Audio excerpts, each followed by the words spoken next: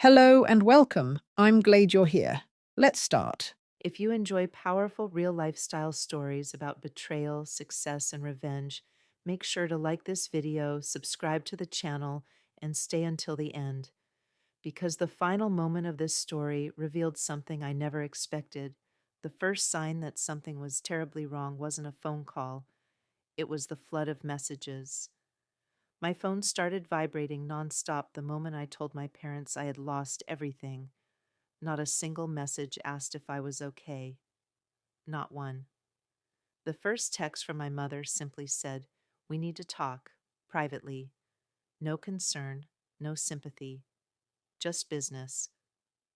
My name is Lena Hartley. I'm 31, and until recently, I was the founder of a tech startup I built from the ground up in Seattle. For 6 years, that company was my entire life. I missed birthdays, skipped holidays, watched friendships slowly disappear because I was always working. But eventually, it paid off.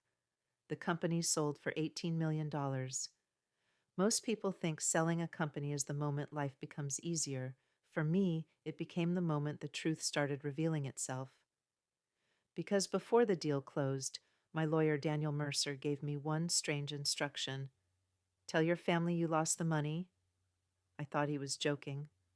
Why would I do that? I asked. He leaned back in his chair and said something that stuck with me. Because the moment people think you're broke, you'll see exactly who they are. So I did it. I called my parents and told them the story Daniel prepared, that I had made bad investments, that the money was gone. The silence on the phone was colder than anything I expected. My father didn't ask if I was okay.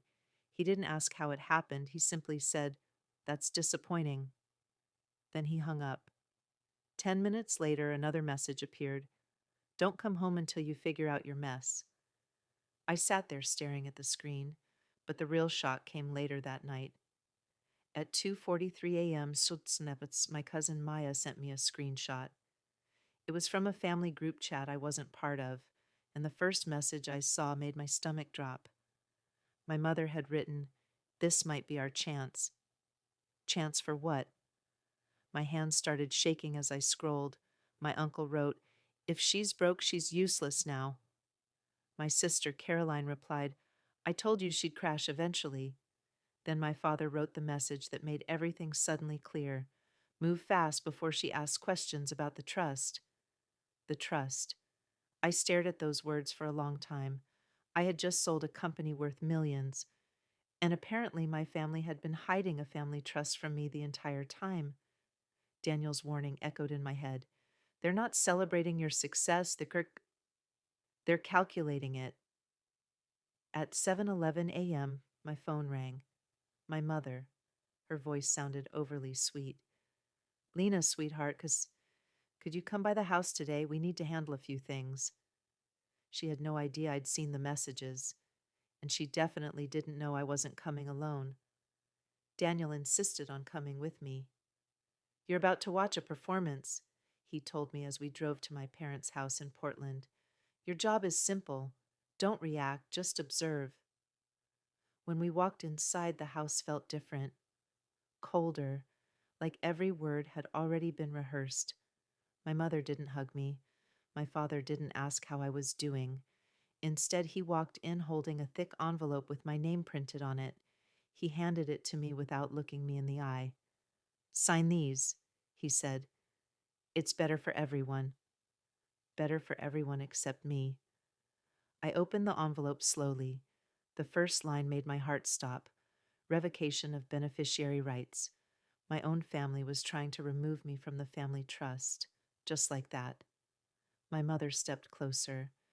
"You've made irresponsible choices," she said softly. "The trust needs protection." My sister Caroline laughed from the couch. "Honestly, Lena, you should be grateful," she said. "You managed to lose millions in record time." Then she lifted her phone and started recording me. "Look at her," she said loudly. "The millionaire who lost everything." Everyone laughed. Everyone except me. Because right then, the front door opened. Daniel walked in. The laughter died instantly. He placed his briefcase on the table and spoke calmly.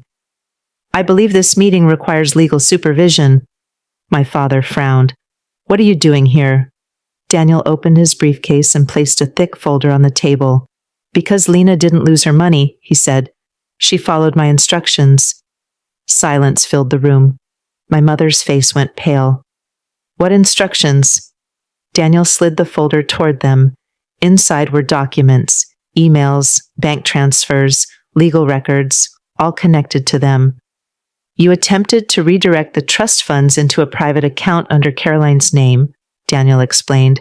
If Lena had signed those papers today, the entire trust would have been transferred. My father's voice shook. That's not what this is. Daniel cut him off. I wrote the clause you mentioned earlier. It applies to fraudulent trustees, not beneficiaries. For the first time, my family looked afraid. That's when I spoke. You're right, I said quietly. Someone will be signing papers today. Daniel removed another document. These are trustee resignation forms, he said calmly. If you refuse to sign, we'll request a financial audit of every account connected to the trust for the last 15 years. The room went completely silent. My mother's hands started shaking. Lena, please. We were just trying to help. To steal from me? I asked. Caroline's voice cracked. If Mom and Dad lose control of the trust, I lose my allowance. There it was. The truth. Not love, not family. Just money. One by one, they signed the papers, defeated. But just when I thought everything was over, Daniel handed me a small sealed envelope.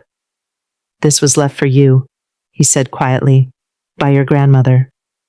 Inside was a handwritten letter and a brass key, along with property documents for a private estate in Montana, worth even more than the trust itself. My grandmother had known. She had seen this betrayal coming years ago. I slipped the key into my pocket and stood up. This family destroyed itself, I said quietly. I'm just walking away. And as I stepped outside into the sunlight, I thought the story was finally over.